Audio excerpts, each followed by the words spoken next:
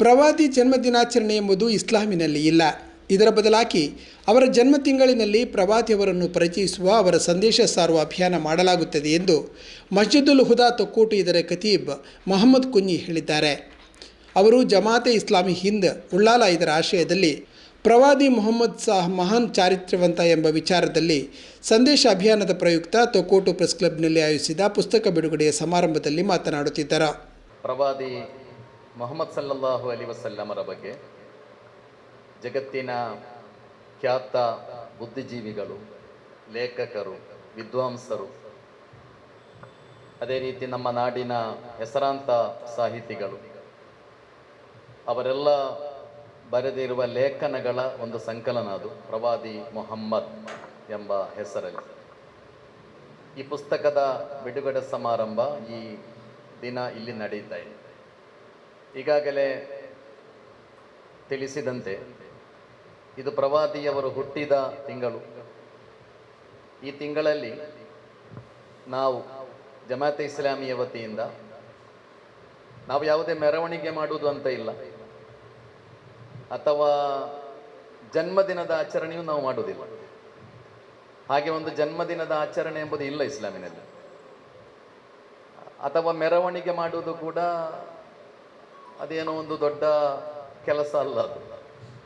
ನಾವು ಈ ತಿಂಗಳಲ್ಲಿ ಪ್ರವಾದಿಯವರ ಸಂದೇಶಗಳೇನು, ಅವರು ಮಾನವ ಕುಲಕ್ಕೆ ಕೊಟ್ಟ ಕೊಡುಗೆಗಳೇನು, ಅದು ಇವತ್ತಿಗೆ ಅದರ ಅಗತ್ಯ ಏನಿದೆ, ಅದರ ಪ್ರಸ್ತುತತೆ ಏನಿದೆ ಎಂಬುದನ್ನು ಸಮಾಜಕ್ಕೆ ಪರಿಚಯಿಸುವ ಕೆಲಸವನ್ನು ನಾವು ಮಾಡ್ತೇವೆ. ಅದಕ್ಕಾಗಿ ಒಂದು 10 ದಿನಗಳ ಅಭಿಯಾನ ರಾಜ್ಯದ ಉದ್ದಗಲಕ್ಕೂ ನಡೆಯಲಿದೆ. ಪ್ರವಾದಿ ಮೊಹಮ್ಮದ್ ಸಲ್ಲಲ್ಲಾಹು ಅಲೈಹಿ ವಸಲ್ಲಂ ಮಹಾನ್ ಚಾರಿತ್ರ್ಯವಂತ ಎಂಬ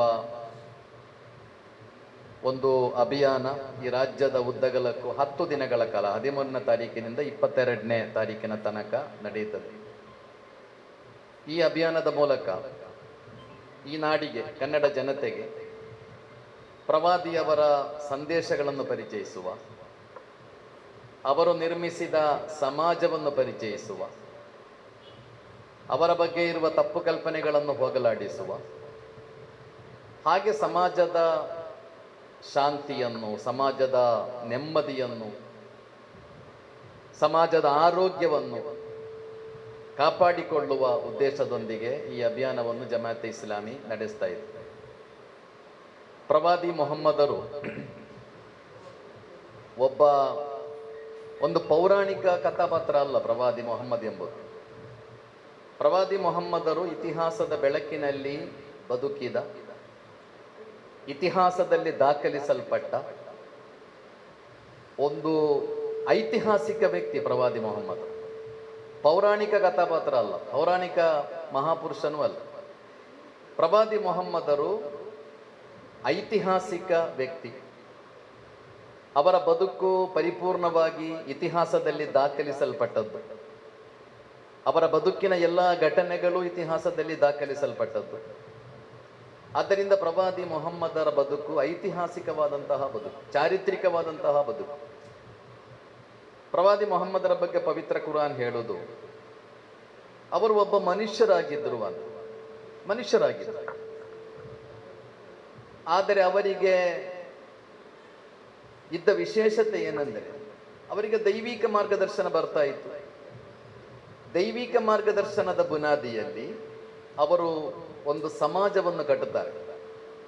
ಜಗತ್ತಿಗೆ ಎಲ್ಲ ಕಾಲಗಳಲ್ಲೂ ಮಾದರಿಯಾದ ಸಮಾಜ, ಎಲ್ಲ ಕಾಲಗಳಿಗೂ ಮಾದರಿಯಾದ ಸಮಾಜ. ಯಾವುದನ್ನೆಲ್ಲ ಮಾನವ ಕುಲ ಒಳಿತು ಅಂತ ತಿಳಿಯುತ್ತದೆಯೋ ಆ ಎಲ್ಲ ಒಳಿತುಗಳು ಇದ್ದ, ಯಾವುದನ್ನೆಲ್ಲ ಮನುಷ್ಯ ಮಾನವ ಕುಲ ಕೆಡುಕು ಅಂತ ತಿಳಿಯುತ್ತದೆಯೋ ಆ ಎಲ್ಲ ಕೆಡುಕುಗಳಿಂದ ಮುಕ್ತವಾದ ಒಂದು ಸಮಾಜವನ್ನು ಪ್ರವಾದಿ ಮೊಹಮ್ಮದರು ಕಟ್ತಾರೆ. ಪ್ರವಾದಿ ಮೊಹಮ್ಮದರ ಅತಿ ದೊಡ್ಡ ಸಾಧನೆ ಏನೆಂದರೆ, ಅತ್ಯಂತ ದೊಡ್ಡ ಸಾಧನೆ ಏನು ಅಂತ ಕೇಳಿದರೆ, ಅವರು ಇವತ್ತಿಗೂ ಮನುಷ್ಯರಾಗಿ ಉಳಿದಿದ್ದಾರೆ ಎಂಬುದು.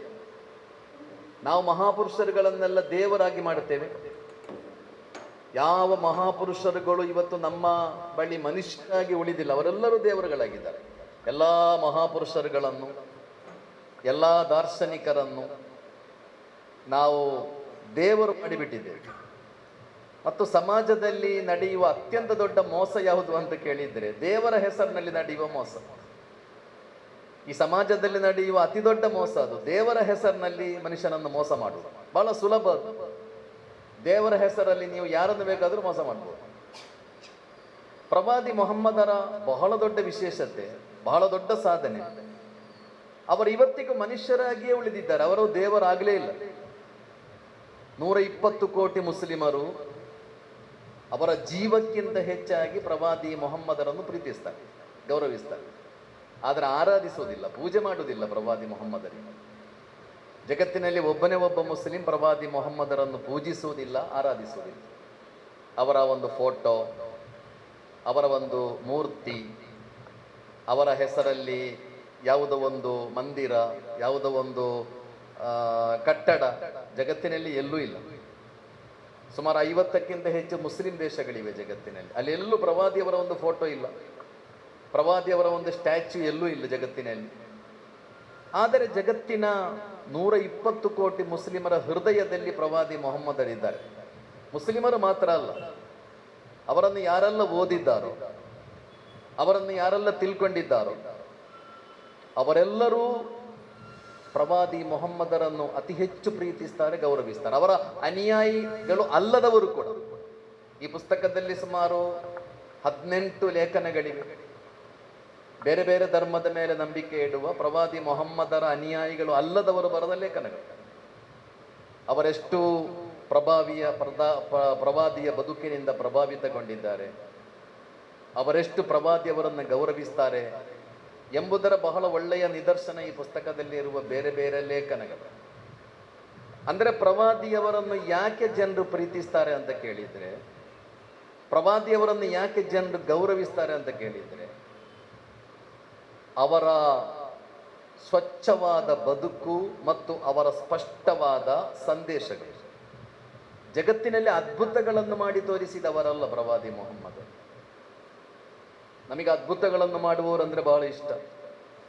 ಪ್ರವಾದಿ ಮೊಹಮ್ಮದರ ಅದ್ಭುತಗಳನ್ನು ಮಾಡಲಿಲ್ಲ ಜಗತ್ತಿನಲ್ಲಿ. ಏನೇನೋ ಅದ್ಭುತಗಳನ್ನು ತೋರಿಸಿ ಒಂದು ಸಮಾಜವನ್ನು ಸ್ಥಾಪಿಸಿದ್ದಲ್ಲ. ಬದಲಾಗಿ ತನ್ನ ಸ್ವಚ್ಛವಾದ ಬದುಕು, ಫಮಾ ಲಬಿಸ್ತು ಫೀಕುಂ ಉಮರನ್ ಮಿನ್ ಕಬ್ಲಿಹಿ ಅಫಲಾ ತಾಕಿಲುನ್ ಅಂತ ಕುರಾನ್ ಹೇಳುತ್ತದೆ. ಪ್ರವಾದಿಯವರೊಂದಿಗೆ ಅವರೆಲ್ಲ ಬಂದು ಹೇಳಿದ್ರು, ನೀವು ಅದ್ಭುತಗಳನ್ನೆಲ್ಲ ತೋರಿಸಬೇಕು, ಭೂಮಿಯನ್ನು ಸೀಳಬೇಕು, ಅದರಿಂದ ಚಿಲುಮೆ ಹೊರಗೆ ಬರಬೇಕು, ಆಕಾಶವನ್ನು ಪುಡಿ ಪುಡಿ ಮಾಡಬೇಕು, ಒಂದು ಚಿನ್ನದ ಮನೆ ನಿಮಗೆ ನಿರ್ಮಾಣ ಆಗಬೇಕು, ನೀವು ಆಕಾಶದ ಮೇಲೆ ಹೋಗಬೇಕು, ಹೋಗಿ ಅಲ್ಲಿಂದ ಒಂದು ಗ್ರಂಥವನ್ನು ಕೈಯಲ್ಲಿ ಹಿಡ್ಕೊಂಡು ಬರಬೇಕು, ನೀವು ಯಾವ ದೇವನ ಬಗ್ಗೆ ನಮಗೆ ಹೇಳಿಕೊಡ್ತೀರಾ ಆ ದೇವನನ್ನು ನಮ್ಮ ಎದುರಿನಲ್ಲಿ ತಂದು ನಿಲ್ಲಿಸಬೇಕು. ಹೀಗೆ ಬೇರೆ ಬೇರೆ ಡಿಮ್ಯಾಂಡ್ಗಳೆಲ್ಲ ಇತ್ತು ಮಕ್ಕಳಲ್ಲಿ. ಪ್ರವಾದಿಯವರು ಅವರಿಗೆ ಕೊಟ್ಟ ಒಂದು ಉತ್ತರ ಇದೆ, ಫಮಾ ಲಬಿಸ್ತು ಫೀಕುಂ ಉಮರನ್ ಮಿನ್ ಕಬ್ಲಿಹಿ ಅಫಲಾ ತಾಕಿಲುನ್. ನಾನು ನಿಮ್ಮ ಜೊತೆ ಬದುಕಿಲ್ಲವೇ ಅಂತ ಕೇಳ್ತಾರೆ. 40 ವರ್ಷಗಳವರೆಗೆ ಪ್ರವಾದಿ ಮೊಹಮ್ಮದರು ಆ ಸಮಾಜದಲ್ಲಿ ಅವರ ಜೊತೆಗೆ ಬದುಕಿತು. 40 ವರ್ಷಗಳವರೆಗೂ ಅವರು ಪ್ರವಾದಿ ಅಂತ ಹೇಳಿರಲಿಲ್ಲ. 40 ವರ್ಷಗಳವರೆಗೂ ಅವರು ಧರ್ಮದ ಬಗ್ಗೆ ಮಾತಾಡಿರಲಿಲ್ಲ ಸಮಾಜದಲ್ಲಿ. 40ನೆಯ ವಯಸ್ಸಿನಲ್ಲಿ ಅವರಿಗೆ ದೈವಿಕ ಮಾರ್ಗದರ್ಶನ ಬರುತ್ತದೆ. ಆ ನಂತರ ಅವರು ದೇವರ ಬಗ್ಗೆ, ಧರ್ಮದ ಬಗ್ಗೆ, ಮೋಕ್ಷದ ಬಗ್ಗೆ ಜನರಿಗೆ ಸಂದೇಶವನ್ನು ಕೊಡುತ್ತಾರೆ, ಬದುಕಿನ ವಾಸ್ತವಿಕತೆಗಳ ಬಗ್ಗೆ ತಿಳಿಸಿಕೊಡುತ್ತಾರೆ. ಆದ್ದರಿಂದ ಪ್ರವಾದಿ ಮೊಹಮ್ಮದರು ಆ ಜನರೊಂದಿಗೆ ಹೇಳುವುದು ಹಾಗೆ, ನಾನು ನಿಮ್ಮ ಜೊತೆ ಬದುಕಿಲ್ಲವೇ ಅಂತ ಕೇಳಿದ್ದೆ. 40 ವರ್ಷಗಳ ನನ್ನ ಬದುಕು ನಿಮ್ಮ ಎದುರಿನಲ್ಲಿದೆ. ನನ್ನ ಬಾಲ್ಯ, ನನ್ನ ಯೌವನ, ನನ್ನ ಮದುವೆ, ನನ್ನ ಬಿಸ್ನೆಸ್ಸು, ಇದೆಲ್ಲವೂ ನಿಮ್ಮ ಎದುರಿನಲ್ಲಿದೆ. ಅದರ ಬಗ್ಗೆ ಕಂಪ್ಲೇಂಟ್ ಇದೆಯಾ ಅಂತ ಕೇಳುವುದು. ಅಂದರೆ ಸಮಾಜದ ಸವಾಲುಗಳನ್ನು ತನ್ನ ನಿಷ್ಕಳಂಕವಾದ ಸ್ವಚ್ಛವಾದ ಬದುಕಿನ ಮೂಲಕ ಎದುರಿಸುವುದು ಬಹಳ ದೊಡ್ಡ ಸಾಧನೆ. ಪ್ರವಾದಿ ಮೊಹಮ್ಮದರ ಅತ್ಯಂತ ದೊಡ್ಡ ಅದ್ಭುತ ಯಾವುದು ಅಂತ ಕೇಳಿದರೆ ಅವರ ಬದುಕು, ನಿಷ್ಕಳಂಕವಾದ ಬದುಕು. 63 ವರ್ಷ ಬದುಕಿದ್ದಾರೆ ಅವರು. 63 ವರ್ಷಗಳಲ್ಲಿ ಮಾತಿನಿಂದ ಅಥವಾ ವರ್ತನೆಯಿಂದ ಯಾರ ಮನಸ್ಸನ್ನು ಅವರು ನೋಯಿಸಿದವರಲ್ಲ. ಅವರಿಗೆ ಶತ್ರುಗಳಿದ್ದರು, ಅವರಿಗೆ ಶತ್ರುಗಳಿದ್ದಾರೆ. ಅವರಿಗೆ ಪತ್ನಿಯಂದಿರಿದ್ದಾರೆ, ಸೇವಕರಿದ್ದಾರೆ, ಜೊತೆಗಾರರಿದ್ದಾರೆ. ಯಾರು ಕೂಡ ಮೊಹಮ್ಮದ್ ನನ್ನ ಬಗ್ಗೆ ಹೀಗೆ ಹೇಳಿದ್ರು ಅಥವಾ ಮೊಹಮ್ಮದ್ ನನ್ನೊಂದಿಗೆ ಹೀಗೆ ವರ್ತಿಸಿದ್ರು ಎಂದು ಒಂದು ಸ್ವಲ್ಪ ಬೇಜಾರಿನಿಂದ ಯಾರಾದರೂ ಹೇಳಲಿಕ್ಕೆ ಆಸ್ಪದವೇ ಇಲ್ಲದ ರೀತಿಯಲ್ಲಿ ಪ್ರವಾದಿ ಮೊಹಮ್ಮದರು ಆ ಸಮಾಜದಲ್ಲಿ ಬದುಕುತ್ತಾರೆ. ಪ್ರವಾದಿ ಮೊಹಮ್ಮದರ ಬಗ್ಗೆ ಅವರಿಗೆ ಶತ್ರುಗಳ ಬೇರೆ ಬೇರೆ ರೀತಿಯಲ್ಲಿ ನಿಂದಿಸಿದ್ದಾರೆ. ಅವರನ್ನು ಕವಿ ಅಂತ ಹೇಳಿದ್ದಾರೆ. ಇವರು ಪ್ರವಾದಿ ಅಲ್ಲ, ಇವರೊಬ್ಬ ಕವಿ. ಇವರು ಪ್ರವಾದಿ ಏನೂ ಅಲ್ಲ, ಇವರೊಬ್ಬ ಮಾಟಗಾರ. ಇವರು ಪ್ರವಾದಿ ಅಲ್ಲ, ಇವರೊಬ್ಬ ಜಾದೂಗಾರ. ಹಾಗೆಲ್ಲ ಆರೋಪ ಮಾಡಿದ್ದಾರೆ ಜನರು. ಆದರೆ ಅವರೆಂದೂ ಕೂಡ ಪ್ರವಾದಿಯವರ ಚಾರಿತ್ರ್ಯವನ್ನು ಪ್ರಶ್ನೆ ಮಾಡಿರಲಿಲ್ಲ. ಪ್ರವಾದಿಯವರ ಸತ್ಯಸಂಧತೆ, ಪ್ರವಾದಿಯವರ ಪ್ರಾಮಾಣಿಕತೆ, ಅವರ ಬದುಕಿನ ಶ್ರೇಷ್ಠ ಚಾರಿತ್ರ್ಯ, ಇದರ ಬಗ್ಗೆ ಆ ಸಮಾಜದಲ್ಲಿ ಯಾರು ಪ್ರವಾದಿಯವರನ್ನು ಪ್ರಶ್ನಿಸಿರಲಿಲ್ಲ. ಅಂತಹ ನಿಷ್ಕಳಂಕವಾದ ಬದುಕದು, ಅಂತಹ ಪರಿಪೂರ್ಣವಾದ ಬದುಕು ಪ್ರವಾದಿಯವರ ಬಗ್ಗೆ ಕುರಾನ್ ಹೇಳಿತ್ತು, ವ ಇನ್ನಕ ಲ ಅಲಾ ಖುಲುಕಿನ್ ಅಲೀಮನ್. ಪ್ರವಾದಿಯವರೇ, ನೀವು ಬಹಳ ಉನ್ನತ ಚಾರಿತ್ರ್ಯವಂತರು ಅಂತ ಪ್ರವಾದಿಯವರ ಬಗ್ಗೆ ದೇವ ಹೇಳು. ಇನ್ನಮ ಬುಇಸ್ತು ಲಿ ಉತಮ್ಮಿಮ ಮಕಾರಿಮಲ್ ಅಖ್ಲಾಕ್ ಅಂತ ಹೇಳಿದ್ರು ಪ್ರವಾದಿಯವರು. ನಾನು ಜಗತ್ತಿಗೆ ಬಂದಿರುವುದು ಚಾರಿತ್ರ್ಯದ ಪರಿಪೂರ್ಣತೆಯನ್ನು, ಸಚ್ಚಾರಿತ್ರ್ಯದ ಪರಿಪೂರ್ಣತೆಯನ್ನು ಈಗ ತೋರಿಸಿಕೊಡುವುದಕ್ಕಾಗಿ. ಪ್ರವಾದಿಯವರ ಬಳಿ ಬಂದೊಬ್ಬರು ಕೇಳ್ತಾರೆ, ಧರ್ಮ ಅಂದರೇನು ಅಂತ ಪ್ರಶ್ನೆ ಮಾಡಿದ್ರು. ಧರ್ಮ ಅಂದ್ರೇನು? ನಾವು ಧರ್ಮ ಅಂದ್ರೇನು ಎಂಬುದಕ್ಕೆ ಬೇರೆ ಬೇರೆ ರೀತಿಯಲ್ಲಿ ಉತ್ತರಲ್ಲೇ ಇರ್ಬೋದು ನಮ್ಮಲ್ಲಿ. ಪ್ರವಾದಿಯವರ ಬಳಿ ಬಂದೊಬ್ಬರು ಪ್ರಶ್ನಿಸ್ತಲ್ಲ, ಮದ್ದೀನು ಯಾ ರಸೂಲಲ್ಲ ಅಂತ. ಪ್ರವಾದಿಯವರ ಧರ್ಮ ಅಂದ್ರೇನು? ಪ್ರವಾದಿಯವರು ಕೊಟ್ಟ ಉತ್ತರ ಖುಲುಕುಲ್ ಹುಸ್ನ, ಸಚ್ಚಾರಿತ್ರ್ಯವೇ ಧರ್ಮ. ಧರ್ಮ ಅಂದರೆ ಸಚ್ಚಾರಿತ್ರ್ಯ. ಧರ್ಮ ಅಂದರೆ ನೀವು ಒಳ್ಳೆಯ ವ್ಯಕ್ತಿಗಳಾಗುವುದು, ನಿಮ್ಮ ಬದುಕಿನಲ್ಲಿ ವ್ಯಾಲ್ಯೂಸ್ಗಳಿರುವುದು. ಧರ್ಮ ಅಂದರೆ ಸಚ್ಚಾರಿತ್ರ್ಯ ಅಂತ ಉತ್ತರ ಕೊಡ್ತಾರೆ ಪ್ರವಾದಿ ಮೊಹಮ್ಮದ್. ಅಂದರೆ ಪ್ರವಾದಿ ಮೊಹಮ್ಮದ್ ಸಲ್ಲಲ್ಲಾಹು ಅಲೈಹಿ ವಸಲ್ಲಂ ಜಗತ್ತಿಗೆ ಕೊಟ್ಟ ಸಂದೇಶ, ಅವರು ಜಗತ್ತಿಗೆ ಪರಿಚಯಿಸಿದ ಧರ್ಮ, ಅದು ಸಚ್ಚಾರಿತ್ರ್ಯ, ಪ್ರಾಮಾಣಿಕತೆ, ಸತ್ಯಸಂಧತೆ. ಬದುಕಿನಲ್ಲಿ ನಾವು ಮಾಡಬಹುದಾದ ಅತ್ಯಂತ ದೊಡ್ಡ ಸಾಧನೆ ಯಾವುದು? ನಾವು ತಲುಪಬಹುದಾದ ಅತ್ಯಂತ ಶ್ರೇಷ್ಠ ಮಟ್ಟ ಯಾವುದು? ಈ ಜಗತ್ತಿನಲ್ಲಿ ನಾವು ತಲುಪಬಹುದಾದ ಅತ್ಯಂತ ದೊಡ್ಡ ಸಾಧನೆ ಏನೆಂದರೆ ನೀವು ಒಳ್ಳೆಯ ಮನುಷ್ಯರಾಗುವುದು. ಅದಕ್ಕಿಂತ ದೊಡ್ಡ ಸಾಧನೆ ಇಲ್ಲ. ಒಳ್ಳೆಯ ಡಾಕ್ಟರ್ ಆಗುವುದಕ್ಕಿಂತ, ಒಳ್ಳೆಯ ಎಂಜಿನಿಯರ್ ಆಗುವುದಕ್ಕಿಂತ, ಒಳ್ಳೆಯ ಪತ್ರಕರ್ತ ಆಗುವುದಕ್ಕಿಂತ. ಸಚಿನ್ ತೆಂಡೂಲ್ಕರ್ ಅವರು ಕ್ರಿಕೆಟ್ಟಿಗೆ ವಿದಾಯ ಹೇಳುವಾಗ ಕೊನೆಯ ಮ್ಯಾಚಿನಲ್ಲಿ ಅವರಿಗೆ ಆ ಮ್ಯಾಚಿನೊಂದಿಗೆ ಅವರು ಕ್ರಿಕೆಟಿಗೆ ವಿದಾಯ ಹೇಳ್ತಾರೆ. ಅಲ್ಲಿ ಒಂದು ಸಣ್ಣ ಮೈದಾನದಲ್ಲಿ ಒಂದು ಸಣ್ಣ ಅಭಿನಂದನಾ ಸಭೆ ಮಾಡಿದರು ಸಚಿನ್ರಿಗೆ. ಸಚಿನ್ ತೆಂಡೂಲ್ಕರ್ ತನ್ನ ಕೊನೆಯ ವಿದಾಯ ಪಂದ್ಯದ ನಂತರ ಸಭೆಯಲ್ಲಿ ಹೇಳಿದ ಮಾತು, ಒಬ್ಬ ಕ್ರಿಕೆಟರ್, ಒಬ್ಬ ಯಶಸ್ವಿ ಕ್ರಿಕೆಟರ್ ಆಗುವುದಕ್ಕಿಂತ ಮುಖ್ಯ ಒಬ್ಬ ಒಳ್ಳೆಯ ಮನುಷ್ಯನಾಗುವುದು ಅಂತ. ಈ ಜಗತ್ತಿನಲ್ಲಿ ನಾವು ತಲುಪಬಹುದಾದ ಅತ್ಯಂತ ಶ್ರೇಷ್ಠ ಸ್ಥಾನ, ಅತ್ಯಂತ ದೊಡ್ಡ ಸಾಧನೆ ಯಾವುದು ಅಂತ ಕೇಳಿದರೆ, ನೀವು ಒಳ್ಳೆಯ ಡಾಕ್ಟರ್ ಆಗುವುದೋ, ಎಂಜಿನಿಯರ್ ಆಗುವುದೋ, ಪತ್ರಕರ್ತ ಆಗುವುದೋ, ಒಳ್ಳೆಯ ರಾಜಕಾರಣಿ ಆಗುವುದೋ, ಮಂತ್ರಿ ಆಗುವುದೋ, ಅದಕ್ಕಿಂತೆಲ್ಲ ದೊಡ್ಡ ಸಾಧನೆ ನೀವೊಬ್ಬ ಒಳ್ಳೆಯ ಮನುಷ್ಯರಾಗುವುದು. ಅದು ಬಹಳ ಮುಖ್ಯ. ಒಳ್ಳೆಯ ಮನುಷ್ಯನಾಗುವುದಷ್ಟು ಸುಲಭದ ಕೆಲಸ ಅಲ್ಲ. ಒಳ್ಳೆಯ ಮನುಷ್ಯನಾಗುವುದು ಬಹಳ ದೊಡ್ಡ ಸವಾಲಿನ ಕೆಲಸ, ಬಹಳ ಪರೀಕ್ಷೆ, ಅದು ಬಹಳ ದೊಡ್ಡ ಕಠಿಣ ಪರಿಸ್ಥಿತಿ ಅದು. ಆದ್ದರಿಂದ ಪ್ರವಾದಿ ಮೊಹಮ್ಮದರು ಜಗತ್ತಿಗೆ ಕಲಿಸಿಕೊಟ್ಟ ಪಾಠ, ನೀವು ಒಳ್ಳೆಯ ಮನುಷ್ಯರಾಗುವ ಪಾಠ, ಒಳ್ಳೆಯ ಮನುಷ್ಯರಾಗುವ. ನನ್ನ ಬಗ್ಗೆ ನನ್ನ ಮಕ್ಕಳು ಹೇಳು, ನನ್ನ ಅಪ್ಪ ಒಳ್ಳೆಯ ಅಪ್ಪ ಅಂತ ಹೇಳುವುದಾದರೆ ಅದಕ್ಕಿಂತ ದೊಡ್ಡ ಸರ್ಟಿಫಿಕೇಟ್ ಏನಿದೆ?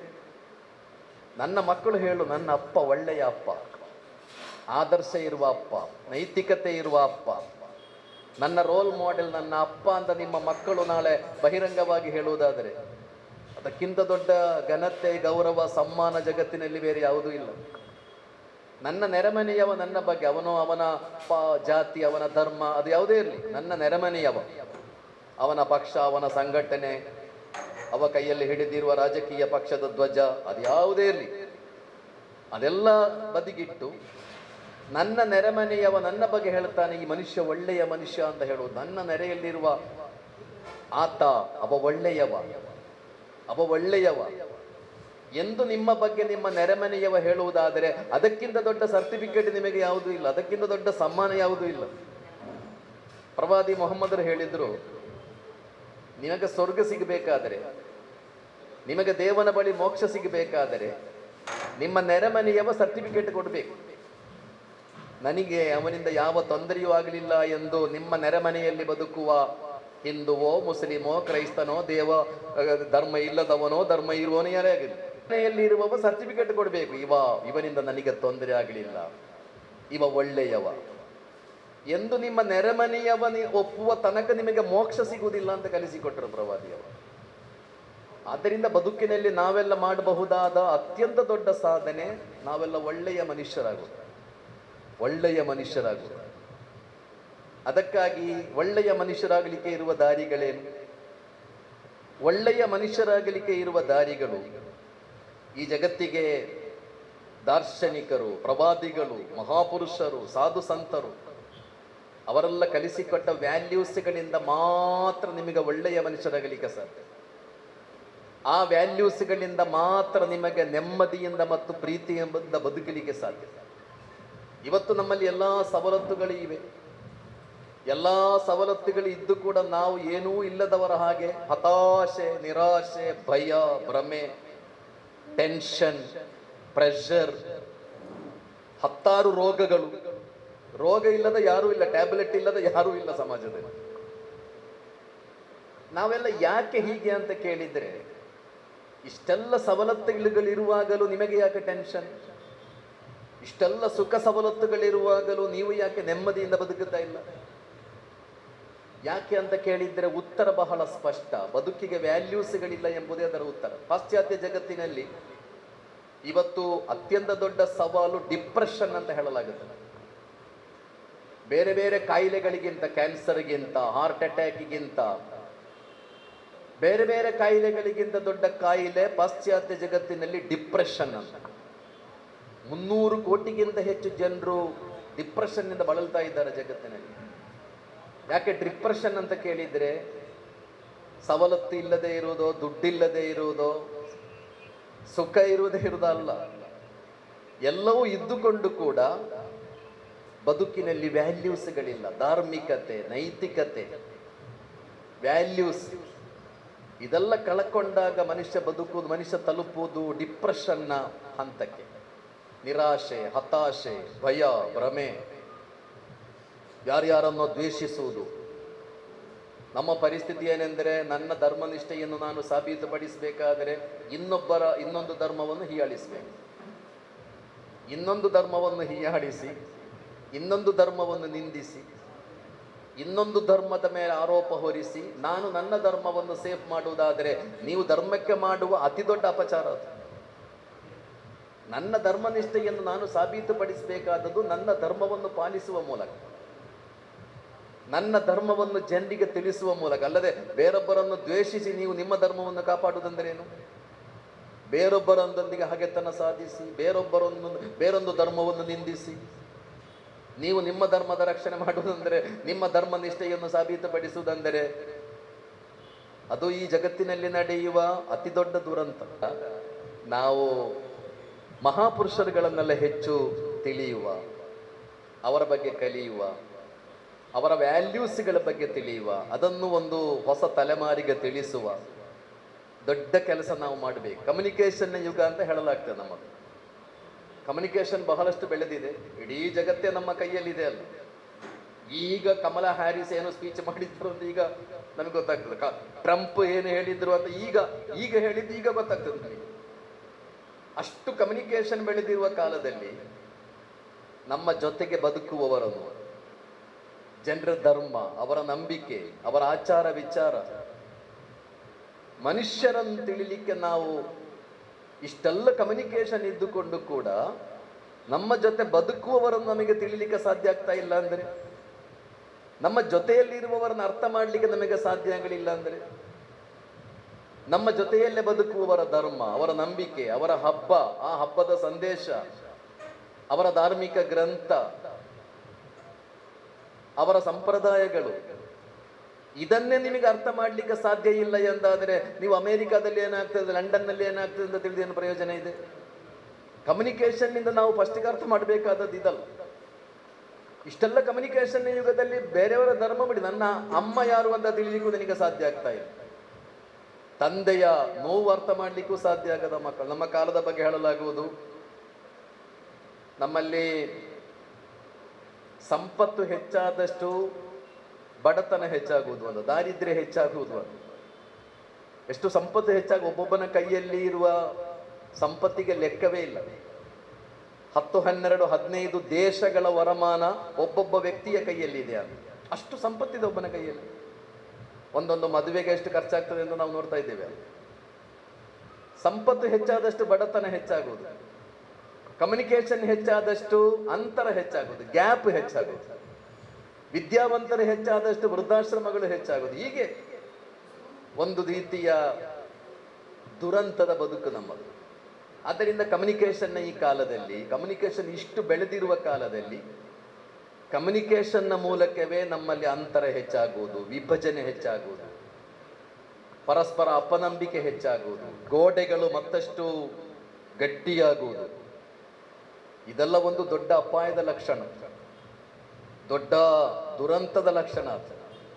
ಈ ನಾಡು ಯಾವ ಕಡೆಗೆ ಹೋಗಬಹುದು, ನಾಳೆಯ ತಲೆಮಾರು ಏನಾಗ್ಬೋದು, ನಮ್ಮ ದೇಶ ಏನಾಗ್ಬೋದು ಹೀಗೆ ಹೋದರೆ, ಹೀಗೆ ನಾವು ಗೋಡೆಗಳನ್ನು ಕಟ್ಟುತ್ತಾ ಹೋದರೆ, ಹೀಗೆ ನಾವು ಅಪನಂಬಿಕೆಯ ವಾತಾವರಣವನ್ನು ಸೃಷ್ಟಿಸ್ತಾ ಹೋದರೆ, ಹೀಗೆ ನಾವು ಅಪರಿಚಿತತೆಯ ವಾತಾವರಣವನ್ನು ಬೆಳೆಸ್ತಾ ಹೋದರೆ, ಹೀಗೆ ಹೇಟ್ ಟು ಸ್ಪೀಚ್ ಮಾಡ್ತಾ ಹೋದರೆ, ದ್ವೇಷ ಭಾಷಣಗಳು ಹೀಗೆ ಮುಂದುವರೆದರೆ ನಮ್ಮ ದೇಶದ ಸ್ಥಿತಿ ಏನಾಗಬಹುದು, ನಾಳೆಯ ಭವಿಷ್ಯ ಏನು, ನಾಳೆಯ ತಲೆಮಾರು, ನಮ್ಮೆಲ್ಲರ ಮಕ್ಕಳು, ಹಿಂದುವಿನ ಮಕ್ಕಳು, ಮುಸ್ಲಿಮನ ಮಕ್ಕಳು, ಕ್ರೈಸ್ತನ ಮಕ್ಕಳು, ಧರ್ಮ ಇಲ್ಲದವನ ಮಕ್ಕಳು, ಅವರು ಯಾವ ಕಡೆಗೆ ತಲುಪಬಹುದು, ಸಮಾಜ ಏನಾಗಬಹುದು ಎಂಬುದರ ಬಗ್ಗೆ ಎಲ್ಲ ಒಂದು ರೀತಿಯ ಆತಂಕ ಎಲ್ಲ ಇರಬೇಕಲ್ಲ, ನಮಗೆ ಖಂಡಿತ ಇರಬೇಕು. ಆದ್ದರಿಂದ ಈ ನಿಟ್ಟಿನಲ್ಲಿ ನಾವೆಲ್ಲ ಧಾರ್ಮಿಕ ಮಹಾಪುರುಷರುಗಳನ್ನು ತಿಳಿಯುವ, ಪರಸ್ಪರ ಧರ್ಮಗಳನ್ನು ಅರ್ಥ ಮಾಡುವ, ಬಸವಣ್ಣನವರ ಚಿಂತನೆಗಳು, ನಾರಾಯಣ ಗುರುಗಳ ಚಿಂತನೆ, ವಿವೇಕಾನಂದರ ಚಿಂತನೆಗಳು, ಪ್ರವಾದಿ ಮೊಹಮ್ಮದರ ಬದುಕು ಮತ್ತು ಸಂದೇಶ, my life is my message ಅಂತ. ಪ್ರವಾದಿಯವರ ಸಂದೇಶ ಏನು ಅಂತ ಕೇಳಿದರೆ ಅವರ ಬದುಕೇ ಅವರ ಸಂದೇಶ. ಅವರ ಬದುಕನ್ನು ನೀವು ಅಧ್ಯಯನ ಮಾಡಿ ನೋಡಿ, ಎಷ್ಟು ಸ್ವಚ್ಛವಾದ ಬದುಕು, ಎಷ್ಟು ನಿಷ್ಕಳಂಕವಾದ ಬದುಕು. ಅವರನ್ನು ನಂಬದವರ ಮೇಲೆ ಕೂಡ ಬದುಕೆಷ್ಟು ದೊಡ್ಡ ಮಟ್ಟದಲ್ಲಿ ಪ್ರಭಾವ ಬೀರಿದೆ. ಮೈಕೆಲ್ ಹೆಚ್ ಹಾರ್ಟ್ ಎಂಬ ಬಹಳ ದೊಡ್ಡ ಮೇಧಾವಿ ದ 100 ಅಂತ ಪುಸ್ತಕ ಬರೆಯುತ್ತಾರೆ. ನೀವು ಗೂಗಲ್ನಲ್ಲಿ ನೋಡಿದರೆ ಸಿಗ್ತದೆ. The most influential personalities of the world history. ಮಾನವ ಇತಿಹಾಸದ ಮೇಲೆ ಪ್ರಭಾವ ಬೀರಿದ 100 ಗಣ್ಯರ ಬಗ್ಗೆ ವಿವರಿಸುವಾಗ ದ 100. ಅವರು 1ನೆಯ ಸ್ಥಾನವನ್ನು ಪ್ರವಾದಿ ಮೊಹಮ್ಮದರಿಗೆ ಕೊಡ್ತಾರೆ. ಮೈಕೆಲ್ ಹೆಚ್ ಹಾರ್ಟ್ ಒಬ್ಬ ಕ್ರೈಸ್ತ ಧರ್ಮ ವಿಶ್ವಾಸಿ, ಯೇಸು ಕ್ರಿಸ್ತನ ಮೇಲೆ ನಂಬಿಕೆ ಇಡುವ ವ್ಯಕ್ತಿ. ಯೇಸು ಕ್ರಿಸ್ತನಿಗೆ ಅವರು ಕೊಡುವ ಸ್ಥಾನ 3ನೆಯ ಸ್ಥಾನ. 1ನೆಯ ಸ್ಥಾನ ಪ್ರವಾದಿ ಮೊಹಮ್ಮದರಿಗೆ ಕೊಡ್ತಾರೆ. ಆ ಪುಸ್ತಕದಲ್ಲಿ ಸುಮಾರು 16 ಪೇಜ್ ಅವರು ಪ್ರವಾದಿ ಮೊಹಮ್ಮದರ ಬಗ್ಗೆ ಬರೀತಾರೆ. ಸುಮಾರು 300ಕ್ಕಿಂತ ಹೆಚ್ಚು ಪುಟಗಳಿರುವ ಪುಸ್ತಕ. ಪ್ರವಾದಿ ಮೊಹಮ್ಮದರು ಯಾಕೆ 1ನೆಯ ಸ್ಥಾನ? ಜಗತ್ತಿನಲ್ಲಿ ಮಾನವ ಕುಲದ ಮೇಲೆ ಪ್ರಭಾವ ಬೀರಿರುವ ವ್ಯಕ್ತಿಗಳ ಪೈಕಿ 1ನೆಯ ಸ್ಥಾನದಲ್ಲಿರುವ ವ್ಯಕ್ತಿ ಮೊಹಮ್ಮದ್ ಯಾಕೆ ಅಂತ ಕೇಳಿದರೆ, ಅವರೇನೋ ಪವಾಡ ಮಾಡಿದ್ದಾರೆ ಅಂತ ಅಲ್ಲ ಮೈಕೆಲ್ ಹೆಚ್ ಹಾರ್ಟ್ ಹೇಳುವುದು, ಅವರ ಪ್ರಾಕ್ಟಿಕಲ್ ಬದುಕು ಅಂತ. ಅವರು ಏನು ಹೇಳಿದ್ದಾರೋ ಹಾಗೆ ಬದುಕಿದ್ರು. ಧಾರ್ಮಿಕತೆ ಮತ್ತು ಲೌಕಿಕತೆಯನ್ನು ಇಷ್ಟು ಯಶಸ್ವಿಯಾಗಿ ಸಮನ್ವಯಗೊಳಿಸಿದ ಬೇರೆ ಮಹಾಪುರುಷರುಗಳು ಜಗತ್ತಿನಲ್ಲಿಲ್ಲ. ಧಾರ್ಮಿಕತೆ ಮತ್ತು ಲೌಕಿಕತೆಯನ್ನು ಇಷ್ಟು ಸಂತುಲಿತವಾಗಿ, ಇಷ್ಟು ಬ್ಯಾಲೆನ್ಸ್ ಆಗಿ ಸಮನ್ವಯಗೊಳಿಸಿದ ಒಬ್ಬ ವ್ಯಕ್ತಿ. ನಮಾಜ್ ಹೇಗೆ ಪುಣ್ಯಕರ್ಮವೋ, ನಿಮ್ಮ ಪತ್ನಿಯನ್ನು ಪ್ರೀತಿಸುವುದು ಅದೇ ರೀತಿಯ ಪುಣ್ಯಕರ್ಮ ಅಂತ ಹೇಳುವುದು. ಉಪವಾಸ ಹೇಗೆ ಪುಣ್ಯಕರ್ಮವೋ, ಸತ್ಯಸಂಧನಾಗಿ ನೀವು ವ್ಯಾಪಾರ ಮಾಡುವುದು ಅಂತಹದ್ದೇ ಪುಣ್ಯಕರ್ಮ. ಧಾರ್ಮಿಕತೆ ಮತ್ತು ಲೌಕಿಕತೆ ಎಂಬ ಇದಲ್ಲ ಧಾರ್ಮಿಕ ಕೆಲಸ, ಇದಲ್ಲ ಲೌಕಿಕ ಕೆಲಸ, ಹಾಗೆಲ್ಲ. ಇವನ್ನು ಸಮನ್ವಯಗೊಳಿಸಿದ, ಇಷ್ಟು ಯಶಸ್ವಿಯಾಗಿ ಸಮನ್ವಯಗೊಳಿಸಿದ ಬೇರೆ ಮಹಾಪುರುಷ ಜಗತ್ತಿನಲ್ಲಿ ಇಲ್ಲ. ಆದ್ದರಿಂದ ಪ್ರವಾದಿ ಮೊಹಮ್ಮದರ ಬಗ್ಗೆ ಒಂದು ಅಭಿಯಾನ ನಡೆಸುವಾಗ ಆ ವ್ಯಕ್ತಿತ್ವ, ಆ ಬದುಕು, ಆ ಸಂದೇಶ, ಆ ಬೆಳಕು ಅದು ಇವತ್ತಿನ ಸಮಾಜಕ್ಕೆ ಖಂಡಿತ ಅಗತ್ಯ ಇದೆ. ಮಹಾಪುರುಷರುಗಳ ದಾರ್ಶನಿಕರ ಸಂದೇಶಗಳು ನಮಗೆಲ್ಲ ಅಗತ್ಯ ಇದೆ. ಆದ್ದರಿಂದ ನಿಮ್ಮೊಂದಿಗೆ ನಾವು ವಿನಂತಿಸ್ತಾ ಇರೋದು, ಈ ಅಭಿಯಾನದ ಬಗ್ಗೆ ನೀವು ಹೆಚ್ಚು ಪತ್ರಕರ್ತರಂದರೆ ನಿಮಗೆ ಹೆಚ್ಚು ಹೆಚ್ಚು ಜನರಿಗೆ ತಲುಪಿಸುವ ಸಾಮರ್ಥ್ಯ ಇರುವವರು, ನೀವು ಈ ಅಭಿಯಾನದ ಬಗ್ಗೆ, ಈ ಸಂದೇಶಗಳ ಬಗ್ಗೆ ಹಾಗೂ ಒಂದು ಒಳ್ಳೆಯ ಸಮಾಜವನ್ನು ನಿರ್ಮಿಸಲಿಕ್ಕೆ ಬೇಕಾದ ಈ ಪ್ರಯತ್ನಗಳಿಗಾಗಿ ನೀವೆಲ್ಲ ಕೈ ಜೋಡಿಸಬೇಕು. ಕಾರಂತ ಪತ್ರಕರ್ತರ ಸಂಘದ ಜಿಲ್ಲಾಧ್ಯಕ್ಷರಾದ ಶ್ರೀನಿವಾಸ್ ನಾಯ್ಕ್ ಇಂದಾಚೆ ಪುಸ್ತಕವನ್ನು ಬಿಡುಗಡೆ ಮಾಡಿದರು. ನಂತರ ಅವರು ಮಾತನಾಡಿದರು. ಪತ್ರಕರ್ತ ಮಿತ್ರರೇ, ಇವತ್ತು ಪ್ರವಾದಿ ಮೊಹಮ್ಮದ್ ಅವರ ಇಡೀ ಅವರೊಂದು ಈ ಒಂದು ವಿಶ್ವಕ್ಕಾಗಿ ಅವರ ತ್ಯಾಗ ಮತ್ತು ಮಾನವತಾವಾದಿಯಾಗಿ ಅವರು ಇವತ್ತೊಂದು ವಿಶ್ವಕ್ಕೆ ಒಳ್ಳೆಯ ಸಂದೇಶವನ್ನು ಕೊಟ್ಟವರು. ಇವತ್ತು ನಾವು ಸರ್ವ ಜಾತಿ ಮತ ಭೇದ ಎಲ್ಲ ಧರ್ಮದವರು ಕೂಡ ಇವತ್ತು ಒಟ್ಟಾಗಿ ಜೀವನ ಮಾಡುವ ಈ ಸಂದರ್ಭದಲ್ಲಿ ಶಾಂತಿ ಪ್ರಕಾಶನ ಮೂಲಕ ಈ ಒಂದು ಪ್ರವಾದಿ ಮೊಹಮ್ಮದರ ಲೇಖನ ಸಂಕಲನಗಳನ್ನು ಇವತ್ತು ಬಿಡುಗಡೆ ಮಾಡುವ ಒಂದು ಅವಕಾಶ ನಮಗೆ ಸಿಕ್ಕಿರೋದು ಒಳ್ಳೆಯ ಅವಕಾಶ ಅಂತ ಹೇಳಿ, ಬಿಡುಗಡೆ ಮಾಡುವಾಗ ನಮಗೆ ಹಬ್ಬಗಳ ಸಾಲು ನಮಗೆ ಮೊನ್ನೆ ಚೌತಿ ಹಬ್ಬ ಆಯಿತು, ಮತ್ತು ಮೋಂತಿ ಹಬ್ಬ ಆಯಿತು, ಈಗ ಸೋಮವಾರ ನಾವು ಈದ್ ಮಿಲಾದ್ ಹಬ್ಬ ಕೂಡ ಆಚರಣೆ ಮಾಡ್ತಾ ಇದ್ದೇವೆ. ಹಾಗಾಗಿ ಇದೊಂದು ಸೂಕ್ತವಾದ ಸಮಯದಲ್ಲಿ ಜಮಾತೆ ಹಿಂದವರು ನಮಗೆ ಒಂದು ಎಲ್ಲ ಜನರಿಗೆ ಪ್ರವಾದಿ ಮೊಹಮ್ಮದರ ಬಗ್ಗೆ ನಾವು ಇನ್ನಷ್ಟು ತಿಳಿದುಕೊಳ್ಳುವರಾಗಬೇಕು. ಅವರ ತ್ಯಾಗದ ಒಂದು ಶಾಂತಿ ಸೌಹಾರ್ದತೆಯ ಸಂದೇಶವನ್ನು ನಾವು ಎಲ್ಲ ಜಾತಿ ಧರ್ಮ ಮತ ಜನ ಒಟ್ಟಾಗಿ ಇದನ್ನು ಓದಿ ನಾವು ಒಟ್ಟಾಗಿ ಸಹಬಾಳ್ವೆಯ ಜೀವನವನ್ನು ಮಾಡುವಂತಾಗಬೇಕು. ಈ ನಿಟ್ಟಿನಲ್ಲಿ ಇವತ್ತು ಅವರ ಕುರಿತಾಗಿ ಅವರ ಒಂದು ತ್ಯಾಗದ ವಿಷಯ ಆಗಿ ಬೇರೆ ಬೇರೆ ವಿಷಯಗಳ ಬಗ್ಗೆ ಇವತ್ತು ಪುಸ್ತಕವನ್ನು ಹೊರತಂದದಕ್ಕಾಗಿ ನನ್ನ ಜಮಾತೆ ಹಿಂದೂ ಇಸ್ಲಾಮಿಯವರಿಗೆ ವಿಶೇಷವಾದ ಅಭಿನಂದನೆಯನ್ನು ಸಲ್ಲಿಸ್ತೇವೆ. ನಾವು ಕೂಡ ಹಾಗೆ ಪ್ರತಿಯೊಬ್ಬರು ಮಾನವತಾವಾದಿಗಳಾಗಿ ಬದುಕಬೇಕು ಎಂಬುದೇ ಅವರ ಸಂದೇಶವಾಗಿದೆ. ನಾವು ಕೂಡ ಜಾತಿ ಮತ ಕಂದರವನ್ನು ಬಿಟ್ಟು ಎಲ್ಲರೂ ಕೂಡ ಒಗ್ಗಟ್ಟಿನಲ್ಲಿ ಜೀವನವನ್ನು ಮಾಡಿದರೆ ಈ ದೇಶ, ಈ ರಾಷ್ಟ್ರ ಅಭಿವೃದ್ಧಿ, ನಮ್ಮ ರಾಜ್ಯ ಅಭಿವೃದ್ಧಿ ಆಗಲಿಕ್ಕೆ ಖಂಡಿತ ಸಾಧ್ಯ ಇದೆ. ಹಾಗಾಗಿ ಅವರ ಈ ಒಂದು ಸಂದೇಶವನ್ನು ನಾವು ಎಲ್ಲರೂ ನಮ್ಮ ಜೀವನದಲ್ಲಿ ಅಳವಡಿಸಿಕೊಳ್ಳುವಂತಾಗಲಿ ಅಂತ. ಉಳ್ಳಾಲ ಕಾರಂತ ಪತ್ರಕರ್ತರ ಸಂಘದ ಅಧ್ಯಕ್ಷರಾದ ವಸಂತ ಕೊಣಾಜೆ ಹಾಗೂ ಪ್ರಧಾನ ಕಾರ್ಯದರ್ಶಿ ಶಶಿಧರ ಪೊಯ್ಯತ್ತಬೈಲ್ ಈ ಸಂದರ್ಭ ಮಾತನಾಡಿದರು. ಪ್ರವಾದಿ ಮೊಹಮ್ಮದ್ ಮಹಾನ್ ಚಾರಿತ್ರ್ಯವಂತ ಅನ್ನುವಂತಹ ಒಂದು ಪುಸ್ತಕದ ಬಿಡುಗಡೆ ಲೋಕಾರ್ಪಣೆ ಇವತ್ತು ನಮ್ಮ ಉಳ್ಳಾಲ ತಾಲೂಕು ಪ್ರೆಸ್ ಕ್ಲಬ್ನಲ್ಲಿ ನಡೀಲಿಕ್ಕೆ ಇರುವಂಥದ್ದು ಬಹಳ ಸಂತೋಷ ತಂದಿದೆ. ಇವತ್ತು ಬೆಳಗಿನಿಂದಲೇ ಈ ಪ್ರೆಸ್ ಕ್ಲಬ್ಬಲ್ಲಿ ಸ್ವಲ್ಪ ಬ್ಯುಸಿ ಶೆಡ್ಯೂಲಲ್ಲಿ ಬೇರೆ ಬೇರೆ ಕಾರ್ಯಕ್ರಮಗಳಾಯಿತು. ಇವತ್ತು ಬೆಳಗ್ಗೆ ಮೊದಲ ಪತ್ರಿಕಾಗೋಷ್ಠಿ ನಡೆದಿರುವಂಥದ್ದು ನಮ್ಮ ಉಳ್ಳಾಲ ಸೈಯದ್ ಮದನಿ ದರ್ಗಾದ ವತಿಯಿಂದ ಬಹಳ ಒಂದು ಉತ್ತಮ ಸಂದೇಶದ ಪತ್ರಿಕಾಗೋಷ್ಠಿಯನ್ನು ಅವರು ಇವತ್ತು ನಡೆಸಿಕೊಟ್ರು. ನಾವು ಗ್ರಹಿಸಿದ್ದೆವು, ಏನೋ ಒಂದು ನಾಳಿದ್ದು ಕಾರ್ಯಕ್ರಮ ಆಗಲಿಕ್ಕುಂಟು, ಎಲ್ಲರೂ ಬರಬೇಕು, ಭಾಳ ದೊಡ್ಡ ರ್ಯಾಲಿ ಆಗಲಿಕ್ಕುಂಟು ಅಂತೆಲ್ಲ ಹೇಳಲಿಕ್ಕೆ ಅವರು ಪತ್ರಿಕಾಗೋಷ್ಠಿಯನ್ನು ನಡೆಸ್ತಾರೆ ನಮ್ಮ ಪ್ರೆಸ್ ಕ್ಲಬ್ಬಲ್ಲಿ ಅಂತ ಗ್ರಹಿಸಿದ್ದೆವು. ಆದರೆ ಭಾಳ ಡೀಪ್ ಆಗಿತ್ತು ಆ ಪ್ರೆಸ್ ಮೀಟ್. ವಿಷಯ ಏನಂತ ಕೇಳಿದರೆ, ನಾವೆಲ್ಲ ಪತ್ರಕರ್ತರು ಬಹಳ ಗಲಿಬಿಲಿ ಆಗುವಂಥ ಕೆಲವೊಂದು ಪ್ರಮೇಯಗಳು ನಿರ್ಮಾಣ ಆಗುವಂಥದ್ದು ಈ ಹಬ್ಬಗಳಲ್ಲಿ. ನಮ್ಮ ಹಬ್ಬಗಳಲ್ಲಿ DJ ಹಬ್ಬರ ಆದರೆ ಈ ಒಂದು ಏನು ನಮ್ಮ ಮುಸ್ಲಿಂ ಬಾಂಧವರ ಹಬ್ಬದಲ್ಲಿ ನಾವು ಹಾರ್ನ್ಗಳ ಹಬ್ಬರವನ್ನು ಕೇಳ್ತೇವೆ. ಇಲ್ಲಿ ನಮಗೆ ಯಾವ ಹಬ್ಬ ಅಂತ ಒಮ್ಮೊಮ್ಮೆ ನೆನಪು ಬರೋದಿಲ್ಲ. ಒಂದು ಅದು ಮಿಲಾದುನ್ ನಬಿಗೆ ಆಗುವುದಾ ಅಥವಾ ಈದ್ ಮಿಲಾದಿಗೆ ಆಗುವುದಾ ಅಥವಾ ಬಕ್ರೀದಿಗೆ ಆಗುವುದಾ ಅಂತ ಪ್ರತಿ ವರ್ಷ ನಮಗೆ ಕನ್ಫ್ಯೂಷನ್. ಅಂತೂ ಆ ಒಂದು ದಿನ ಬರ್ತದಲ್ಲ ಅಂತ ಕಾಯ್ತಾ ಇದ್ದೆವು. ಯಾಕೇಳಿದರೆ 10 ಗಂಟೆಯಿಂದ ಮಧ್ಯಾಹ್ನ 1:30 ತನಕ ಸುಮಾರು ನಾವು ಈಗ ಗುರುತಿಸುವುದು ದೇರ್ಲಕಟ್ಟೆಯಿಂದ ದರ್ಗದವರೆಗೆ ಅಂತೇಳಿ, ಅದು ಎಲ್ಲಿಂದ ಶುರುವಾಗ್ತದೆ ಅಂತ ಗೊತ್ತಾಗೋದಿಲ್ಲ. ಒಂದು ಬಹಳ ದೊಡ್ಡ ಕರ್ಕಶವಾದ ಹಾರ್ನ್ ಹಾಕಿಕೊಂಡು ಒಂದು ರೀತಿಯ ಒಂದು ಹಸಿರು ಫ್ಲಾಗ್ಗಳನ್ನು ಅದರ ಇದಕ್ಕೆ ಕಟ್ಟಿಕೊಂಡು, ಯಾವುದಕ್ಕೆ ಹೆಡ್ಲೈಟ್ಗೆ ಕಟ್ಟಿಕೊಂಡು ಒಂದು ಮೆರವಣಿಗೆ ಆಗುವುದು ಒಂದು ಹಬ್ಬ ಅಂತ ನಾವು ಗ್ರಹಿಸುವುದು ಯಾವಾಗಲೂ. ಅದೇ ರೀತಿ ನಮ್ಮಲ್ಲೂ ಕೂಡ ಹಾಗೆ, ನಮ್ಮ ಕೆಲವು ಹಬ್ಬದಲ್ಲಿ ಕೆಲವರ ನರ್ತನ, ಕೆಲವರ DJ ಅಂಥದ್ದೆಲ್ಲ ನಾವು ಇದನ್ನು ಹಬ್ಬ ಅಂತ ಗುರುತಿಸುವಂಥ ಕಾಲ ಒಂದಿತ್ತು. ಆದರೆ ಇವತ್ತು ಅದಕ್ಕೆ ವ್ಯತಿರಿಕ್ತವಾಗಿ ಸೈಯದ್ ಮದನಿ ದರ್ಗಾದ ಅಧ್ಯಕ್ಷರು ಮಾಡಿದಂಥ ಪತ್ರಿಕಾಗೋಷ್ಠಿಯಲ್ಲಿದ್ದದ್ದು, ನಮ್ಮ ಈ ಸಲದ ಏನು ಮಿಲಾದುನ್ ನಬಿ ಆಚರಣೆ ಇದೆ ಅದರಲ್ಲಿ ರ್ಯಾಲಿ ಇಲ್ಲ. ಅಂದರೆ ರ್ಯಾಲಿ ಅಂದರೆ ಈ ರೀತಿಯ ಬೈಕ್ ರ್ಯಾಲಿಗಳೆಲ್ಲ ಇರುವುದಿಲ್ಲ, ಕರ್ಕಶವಾದಂಥ ಹಾರ್ನ್ ಆಗಲಿಕ್ಕೆ ನಾವು ಬಿಡೋದಿಲ್ಲ, ಹೆಲ್ಮೆಟ್ ಹಾಕದೆ ಪ್ರಯಾಣ ಮಾಡುವಂಥದ್ದಕ್ಕೆಲ್ಲ ನಿಷೇಧ ಮಾಡಿದ್ದೇವೆ. ಇಂಥದ್ದನ್ನು ಬಹುಶಃ ಸರ್ಕಾರದ ನಿರ್ಬಂಧ ಕೂಡ ಈ ಸಲ ಇರ್ಬೋದು, ಯಾಕೆಂದರೆ ಬೇರೆ ಬೇರೆ ಕಡೆ ಅಂಥ ಒಂದು ಘಟನೆಗಳು ಮೊನ್ನೆಯಿಂದ ಆಗಿರುವುದರಿಂದ, ಅಹಿತಕರ ಘಟನೆಗಳು ಆಗಿರುವುದರಿಂದ ಇನ್ನು ಮುಂದಕ್ಕೆ ನಮ್ಮ ಹಬ್ಬಗಳ ಆಚರಣೆಯಲ್ಲಿ ಹೆಚ್ಚು ಶಾಂತಿಯತ್ತ ಗಮನ ಕೊಡುವುದು ಮತ್ತು ಹಬ್ಬಗಳ ಆಚರಣೆ ಅದು ಹೃದಯದ ಬಾಂಧವ್ಯಗಳಾಗುವಂತಹ ಘಟನೆಗಳನ್ನು ಮಾಡಿಕೊಂಡು ಹೋಗುವುದು ಕೂಡ ಸರ್ಕಾರದ ಉದ್ದೇಶಗಳಿರ್ಬೋದು. ಅದಕ್ಕೆ ಕೆಲವು ನಿರ್ದೇಶನಗಳು ಕೂಡ ಬಂದಿರ್ಬೋದು.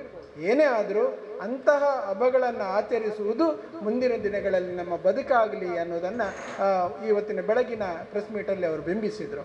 ಎರಡನೇ ಕಾರ್ಯಕ್ರಮದಲ್ಲಿ ನಾವು 2 ಮಕ್ಕಳನ್ನು ಗೌರವಿಸಿದೆವು. ನಾವು ಹೆಚ್ಚಾಗಿ ಈ ಪ್ರೆಸ್ ಕ್ಲಬ್ಗಳೆಲ್ಲ ಮಕ್ಕಳನ್ನು ಗೌರವಿಸುವುದು ನವೆಂಬರ್ ತಿಂಗಳಲ್ಲಿ, ಮಕ್ಕಳ ದಿನಾಚರಣೆ ಸಂದರ್ಭ. ಇವತ್ತು 2 ಮಕ್ಕಳು ಬಂದಿದ್ದರು.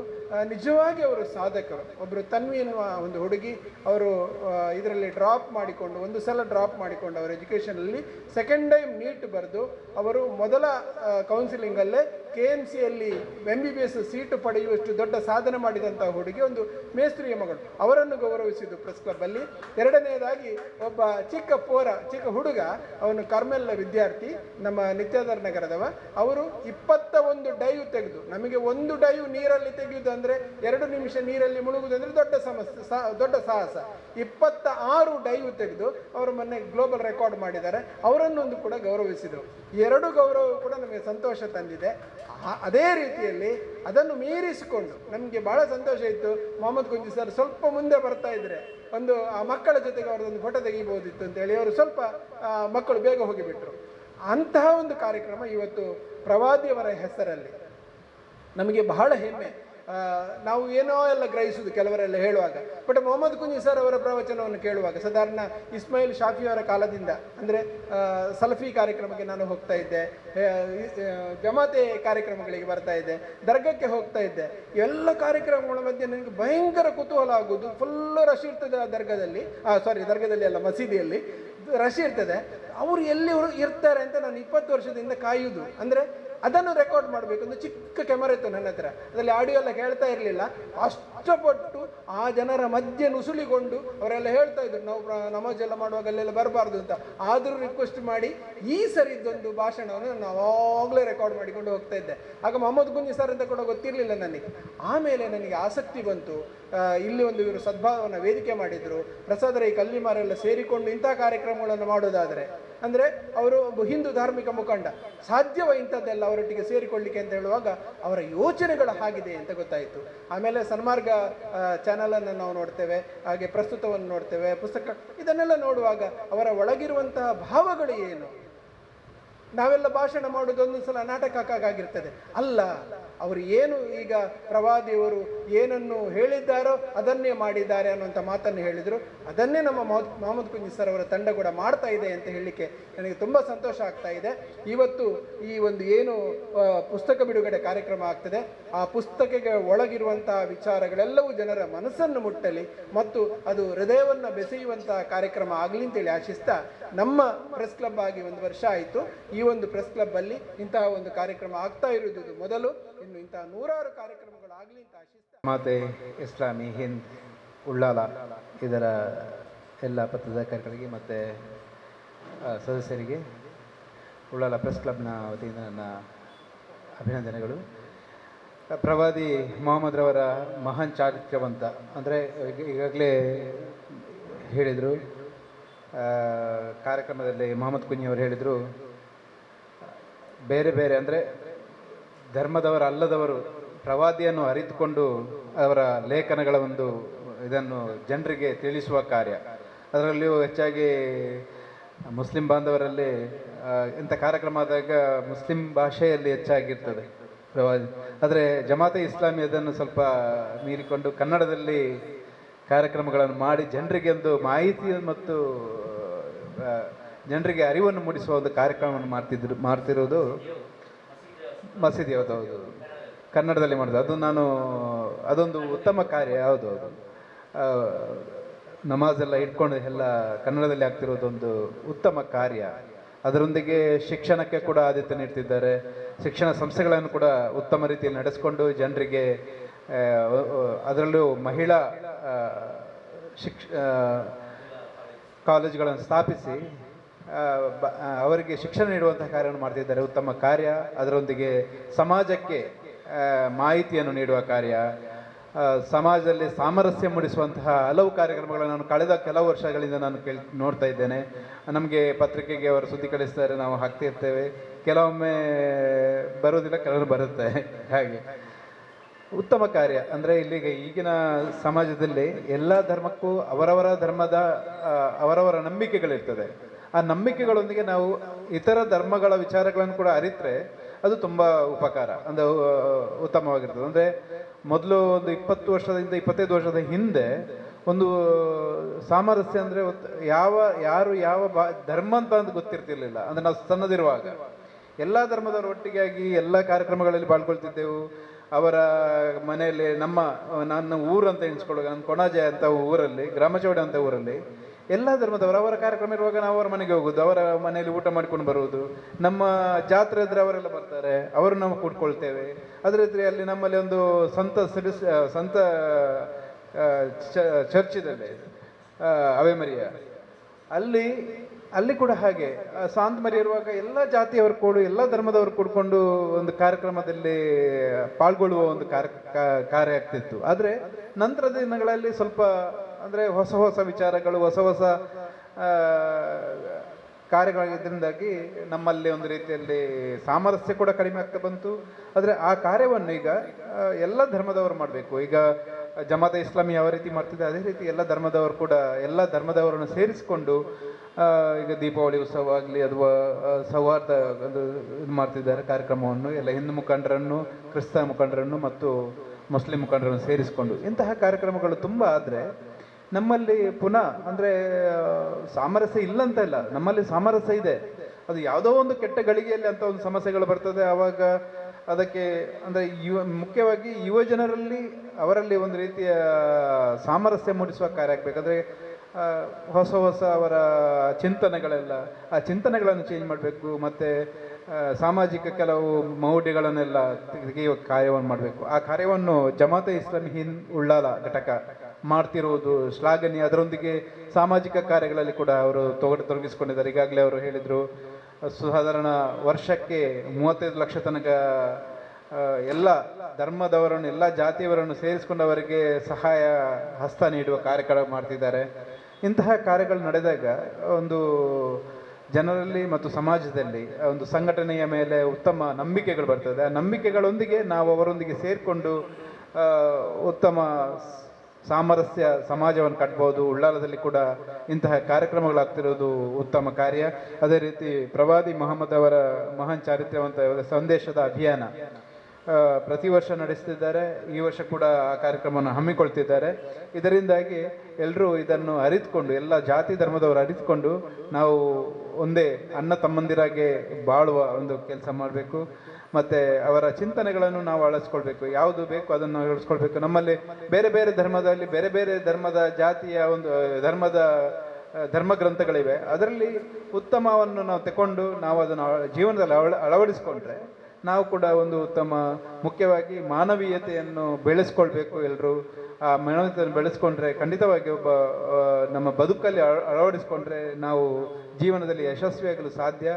ಇಂತಹ ಕಾರ್ಯಕ್ರಮ ಹಮ್ಮಿಕೊಂಡಿರುವಂತಹ ಜಮಾತೆ ಇಸ್ಲಾಮಿ ಹಿಂದ್ ಉಳ್ಳಾಲ ಇವರಿಗೆ ನನ್ನ ಅನಂತ ಧನ್ಯವಾದಗಳನ್ನು ಹೇಳುತ್ತಾ, ಜಮಾತೆ ಇಸ್ಲಾಮಿ ಹಿಂದ್ ವಲಯ ಕಾರ್ಯದರ್ಶಿ ಇಲ್ಯಾಸ್ ಇಸ್ಮಾಯಿಲ್, ಕಾರ್ಯನಿರತ ಪತ್ರಕರ್ತರ ಸಂಘದ ಜಿಲ್ಲಾ ಕೋಶಾಧಿಕಾರಿ ಪುಷ್ಪರಾಜ್, ಉಪಾಧ್ಯಕ್ಷರಾದ ಭಾಸ್ಕರ್ ರೈಕಟ್ಟ ಮುಂತಾದವರು ಈ ವೇಳೆ ಹಾಜರಿದ್ದರು. ಜಮಾತೆ ಇಸ್ಲಾಮಿ ಹಿಂದ್ ಉಳ್ಳಾಲ ಸ್ಥಾನೀಯ ಅಧ್ಯಕ್ಷರಾದ ಅಬ್ದುಲ್ ಕರೀಂ ಸ್ವಾಗತಿಸಿ ಪ್ರಾಸ್ತಾವಿಕವಾಗಿ ಮಾತನಾಡಿದರು. ಎಲ್ಲ ಧರ್ಮಗಳ ಮಹಾಪುರುಷರ ಹುಟ್ಟಿದ ದಿನ ಬರ್ತೇವೆ. ಮೊನ್ನೆಯಾಗಿ ನಮ್ಮ ಶ್ರೀಕೃಷ್ಣ ಜನ್ಮಾಷ್ಟಮಿ ಬಂತು ಅಲ್ಲ, ಶ್ರೀ ಗಣಪತಿ ಅವರ ಜನ್ಮಾಷ್ಟಮಿ ಬಂತು. ಇದರಲ್ಲೆಲ್ಲ ನಾವು ಪಾಲ್ಗೊಂಡಿದ್ದೆವು ಎಲ್ಲ ಕಡೆಗಳು ಕೂಡ. ನಾನು ಮೊನ್ನೆ ಪೊಲೀಸ್ ಸ್ಟೇಷನಲ್ಲಿ ಕೂಡ ಒಂದು ಶಾಂತಿ ಸಭೆ ಆಗಿತ್ತು. ಅಲ್ಲಿ ನಾನು ಬಹಳ ಸ್ಪಷ್ಟವಾಗಿ ಹೇಳಿದೆ, ಸರ್, ನಮ್ಮ ಸಮಾಜದಲ್ಲಿ ಇಂಥ ಒಂದು ಕಲ್ಪನೆಗಳಿವೆ, ಅದನ್ನು ನಾವು ಹೋಗಲಾಡಿಸುವಂಥ ಕೆಲಸ ಮಾಡಬೇಕು. ಈ ಸಂದರ್ಭದಲ್ಲಿ ಎಲ್ಲ ಜನ್ಮಾಷ್ಟಮಿಯಾಗಲಿ, ಹುಟ್ಟಿದ ದಿನಾಚರಣೆಗಳಾಗಲಿ, ಬೇರೆ ಬೇರೆ ಚತುರ್ಥಿಗಳಾಗಲಿ, ಎಲ್ಲದರಲ್ಲಿ ನಾವು ಇದರ ಪ್ರಯೋಜನವನ್ನು ಪಡೆಕೊಳ್ಬೇಕು ಸಮಾಜದಲ್ಲಿ. ಯಾಕೆಂದರೆ ಅವರು ಯಾರು, ನಾವು ಈಗ ಏನು ಅವರ ಹೆಸರಿನಲ್ಲಿ ಆಚರಣೆ ಮಾಡ್ತೇವೋ ಅದು ಅವರು ಏನು ಹೇಳಿದ್ದು, ಅದು ನಮ್ಮ ಯುವಕರು ಮಾಡಿದ್ದು. ಅದಕ್ಕೆ ನಾನು ಏನು ಇದು ಹೇಳುವುದಲ್ಲ, ಬರಲಿ ಅದೆಲ್ಲ ಇರಲಿ, ಮೆರವಣಿಗೆಗಳಿರಲಿ, ಎಲ್ಲವೂ ಇರಲಿ, ಬಹಳ ಒಂದು ಪ್ರಾಯೋಗಿಕವಾಗಿ ಎಲ್ಲವೂ ಇರಲಿ. ಅದಕ್ಕೆ ನಾವು ಈಗಿನ ಯುವಕರೊಂದಿಗೆ ನಾವು ಅದನ್ನು ವಿರೋಧ ಪಡಿಸಲು ಸಾಧ್ಯವೇ ಇಲ್ಲ. ಮೆರವಣಿಗೆಗಳು, ಇನ್ನಿತರ ಏನೆಲ್ಲ ಆಚರಣೆ ಅದೆಲ್ಲ ಇರಲಿ. ಆದರೆ ಈ ಮಹನೀಯರು ಯಾರ ನಾವು ಮಹಾಪುರುಷರ ಆಚರಣೆಗಳು ನಾವೆಲ್ಲ ಮಾಡ್ತಿದ್ದೆವು, ಆ ಮಹಾಪುರುಷರು ಏನು ಈ ಜಗತ್ತಿಗೆ ಕೊಟ್ಟಿದ್ದಾರೆ ಎಂಬುದನ್ನು ನಾವು ಜನರಿಗೆ ತಿಳಿಸಬೇಕು. ಶ್ರೀಕೃಷ್ಣರು ಅಲ್ಲ, ಆ ಮಹಾನ್ ಭಾವ ಏನು ಇಲ್ಲಿ ಕೊಟ್ಟಿದ್ದಾರೆ ಈ ಜಗತ್ತಿಗೆ, ಏನು ಸಂದೇಶ ಅವರದ್ದಿದೆ, ಅದರಿಂದ ಜನರಿಗೆ ಏನು ಪ್ರಯೋಜನಗಳಿವೆ. ಅದರಲ್ಲೂ ಇಂದಿನ ಈ ಪರಿಸ್ಥಿತಿಯಲ್ಲಿ ವಿಶ್ವಾಸ ಸ್ವಲ್ಪ ಕಡಿಮೆಯಾದಂತಹ, ಒಂದು ಬಿರುಕು ಜಾಸ್ತಿ ಇರುವಂತಹ, ನಾನು ಬಿರುಕು ಎಂದು ಹೇಳುವುದಿಲ್ಲ, ನಮ್ಮ ಒಗ್ಗೂಡುವಿಕೆ ಇದರಲ್ಲಿ ಕಡಿಮೆ ಆದ್ದರಿಂದ ಎಲ್ಲ ಬಿರುಕುಗಳು ಬಂದಿರುವುದು. ನಾವೇನು ಮಾಡಿದ್ದೇವೆ, ನಮ್ಮ ಧರ್ಮದ ಕಾರ್ಯಕ್ರಮ ನಾವೇ ಸೀಮಿತ ಮಾಡಿ, ಬೇರೆ ಬೇರೆ ನಮ್ಮ ಸಹೋದರ ಸಮುದಾಯದ ಧರ್ಮದ ಆಚರಣೆಗಳನ್ನೆಲ್ಲ ಬೇರೆ ಅವರವರಿಗೆ ಸೀಮಿತ ಮಾಡಿ ಆ ಗೋಡೆಗಳನ್ನು ಕಟ್ಟಿದ್ದೇವೆ. ಇದರಲ್ಲಿ ಮುಸಲ್ಮಾನರಿಗೆ ಏನು ಪಾಲಿಲ್ಲ, ಇದರಲ್ಲಿ ಹಿಂದೂಗಳಿಗೆ ಏನು ಪಾಲಿಲ್ಲ, ಇದಕ್ಕೆ ಕ್ರಿಶ್ಚಿಯನರಿಗೆ ಏನು ಪಾಲಿಲ್ಲ ಎಂಬಂತ ಒಂದು ದೊಡ್ಡ, ನಾವು ನೋಡಿದರೆ ಮಹಾಪುರುಷರ ಜೀವನ ನಾವು ಅಧ್ಯಯನ ಮಾಡಿದರೆ ಅದು ಯಾವುದೇ ಒಂದು ಧರ್ಮಕ್ಕೆ ಸೀಮಿತವಲ್ಲ. ಅದು ಇಡೀ ಜಾಗತಿಕ ಜನರಿಗೆ ಇರುವಂತಹ ಒಂದು ಸಂದೇಶ, ಅದು ಜಾಗತಿಕ ಜನರಿಗೆ ಇರುವ ಒಂದು ಮಾರ್ಗದರ್ಶನ. ಅದರಲ್ಲೂ ಪ್ರವಾದಿ ಮೊಹಮ್ಮದ್ ಮುಸ್ತಫಾ ಸಲ್ಲಲ್ಲಾಹು ಅಲೈಹಿ ವಸಲ್ಲಂ ಜೀವನವನ್ನು ನೀವು ಒಂದು ಅಧ್ಯಯನ ಮಾಡಿದರೆ ಅದು ಜಾಗತಿಕವೇ. ನೀವು ಪವಿತ್ರ ಗ್ರಂಥವನ್ನು ಅಧ್ಯಯನ ಮಾಡಿದರೆ ಸುಮಾರು 75% ಅದರಲ್ಲಿ ಯಾ ಅಯ್ಯುಹನ್ನಾಸ್ ಎಂದು ಕರೆಯಲಾಗ್ತದೆ. ಯಾ ಅಯ್ಯುಹನ್ನಾಸ್, ಹೇ ಮನುಷ್ಯರೇ ಎಂದರೆ. ಪ್ರವಾದಿಗಳ ಜೀವನ ನಾವು ಅಧ್ಯಯನ ಮಾಡಿದರೆ ಎಲ್ಲವೂ ಮನುಷ್ಯರಿಗಾಗಿ.